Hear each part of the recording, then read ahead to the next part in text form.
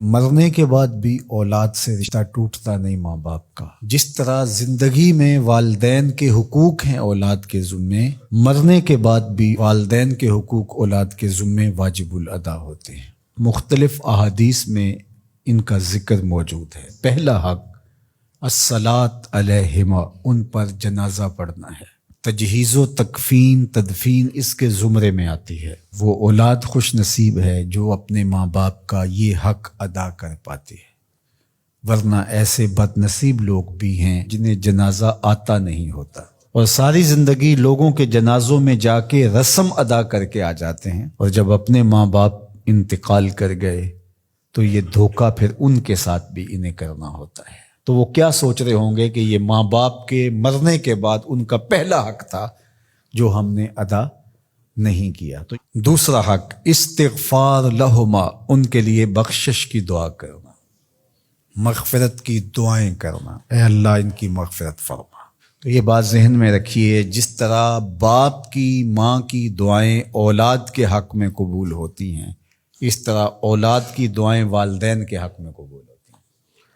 تو ان کے لیے استغفار کیا جائے۔ ایک شخص فوت ہوا اور اپنی بدعمالیوں کی وجہ سے قبر میں جکڑا گیا، تو بعد میں اچانک اس سے عذاب اٹھا لیا گیا کچھ عرصے کے بعد۔ تو بارگاہ عزدی میں عرض گزار ہوا، مالک میرے اعمال تو ایسے نہیں تھے کہ مجھے ان مشکلوں سے نکال کے کھڑکی کھول دی گئی جنت کی، تو کہا کہ تیرے مرنے کے بعد تیری بیوی کے ہاں جو بیٹا پیدا ہوا، تیرا بچہ پیدا ہوا، پھر اس نے اس کو پروان چڑھایا، اب وہ بولنے لگا اور اس کو وہ درس گاہ میں چھوڑ آئی، تو استاد نے اس کو پڑھایا، بیٹا پڑھو بسم اللہ الرحمن الرحیم، تو اس نے یہ پڑھا، مجھے شرم آئی کہ اس کا بیٹا مجھے رحمان الرحیم کہہ رہا ہے اور میں اس کو عذاب دوں۔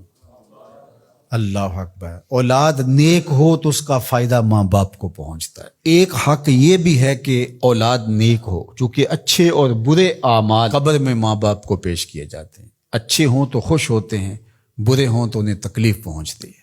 اس لیے ماں باپ کا مرنے کے بعد جو اولاد کے ذمے حق ہے، ان میں سے ایک حق یہ ہے کہ وہ نیک اور صالح ہوں تاکہ ان کو قبر میں راحت پہنچے۔ تیسرا حق ماں باپ کا جو اولاد کے ذمے ہے وہ انفاذ العہد ہے، ان کے عہد پورے کرنے، ان کے وعدے پورے کرنے۔ یعنی انہوں نے جو عہد کر رکھا تھا کسی وجہ سے پورا نہیں کر سکے، تو اولاد کے ذمے ہے کہ وہ اس کو ادا کرے۔ وہ عہد اللہ سے بھی ہو سکتا ہے اور اللہ کی مخلوق سے بھی ہو سکتا ہے۔ اللہ سے کوئی منت مانی تھی، پوری نہیں کر سکے، اسی طرح مخلوق کے ساتھ کوئی وعدہ تھا، اس وعدے کی تکمیل نہیں ہو سکی تھی، تو ان وعدوں کو پورا کرے۔ اس طرح قرض دینا تھا کسی کا اور انتقال کر گئے، تو اولاد اس کو اپنی طرف سے ادا کرے۔ اس کا اگر مال ہے تو اس کے مال سے ادا کر کے اس کے بعد پھر جو ہے وہ اس کی وراثت تقسیم ہوگی، اور اگر مال نہیں بھی تھا تو پھر بھی اولاد کے ذمہ ہے کہ اپنے باپ کا قرض ادا کرے، اور یہ اگر جنازہ پڑھنے سے پہلے کر دیا جائے تو یہ سب سے اچھا اور سب سے بہتر ہے۔ ایک تو یہ ہے کہ انہوں نے جو وعدے کر رکھے تھے، ان کے جو عہد تھے وہ پورے کرے، لیکن اس کے زمرے کے اندر وہ واجب کی سطح تک تو نہیں ہے، لیکن ان کے حقوق میں سے ہے کہ ان کے معمولات خیر کو جاری رکھے۔ یعنی جو وہ اچھے کام کرتے تھے، غریبوں کی مدد کرتے تھے، لوگوں کو کھانا کھلاتے تھے، اپنے علاقے کی مساجد کی ذمہ داریاں لیے ہوئے تھے، مدارس کی ذمہ داریاں لیے ہوئے تھے، غرباء کے علاج معالجے کی ذمہ داریاں لیے ہوئے تھے، اس طرح اور رفاہی ذمہ داریاں اپنے ذمہ انہوں نے لے رکھی تھی، تو ان کے انتقال کے بعد اگر صلاحیت اور حالت مالی ایسی ہو تو اولاد کو اس تسلسل کو ٹوٹنے نہیں دینا چاہیے، کہ یہ نہیں ہے کہ اب والد صاحب چلے گئے، ماں چلی گئی، تو غریب رشتہ دار جو پردے سے ان کی مدد ہوتی تھی یا ان کے گھر کا چولہا جلتا تھا، تو ماں کے جانے کے بعد اب اولاد کہے کہ یہ آپ کا اور اس کا تعلق تھا، وہ چلی گئی تو کام ختم نہیں۔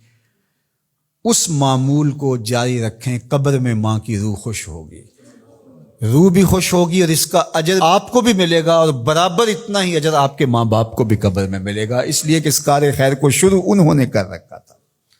تو جو معمولات خیر ہیں ماں باپ کے، ان کو جاری رکھا جائے۔ چوتھا حق ماں باپ کا مرنے کے بعد جو اولاد کے ذمے عائد ہوتا ہے وہ ہے بر الاصدقاء، حسن سلوک کرنا باپ کے دوستوں کے ساتھ اور ماں کی سہیلیوں کے ساتھ۔ خالہ ماں کی جگہ پہ آتی ہے اور چچا باپ کی جگہ پہ آتا ہے، تو ماں کے انتقال کے بعد جو ماں کی طرف سے رشتہ داری کا سلسلہ ہے اس کو توڑ نہ دیا جائے کہ اب ماں نہیں رہی تو رشتے بھی ختم، اس طرح باپ نہیں رہا تو رشتے بھی ختم، تو ان کے ساتھ صلہ رحمی کی جائے۔ مرنے والے والدین کے حقوق کو کون ہے ایسا دین جو اس طرح بیان کرے گا؟ آج دنیا یورپ کی بات کرتے ہیں، وہ تو زندہ ماں باپ کو اولڈ پیپلز ہوم میں چھوڑ آتے ہیں۔ ایک ماں 10 بچوں کو پال لیتی ہے، 10 بیٹوں کو ایک باپ پالتا ہے، پھر 10 بیٹے مل کر ایک باپ کو نہیں پال سکتے۔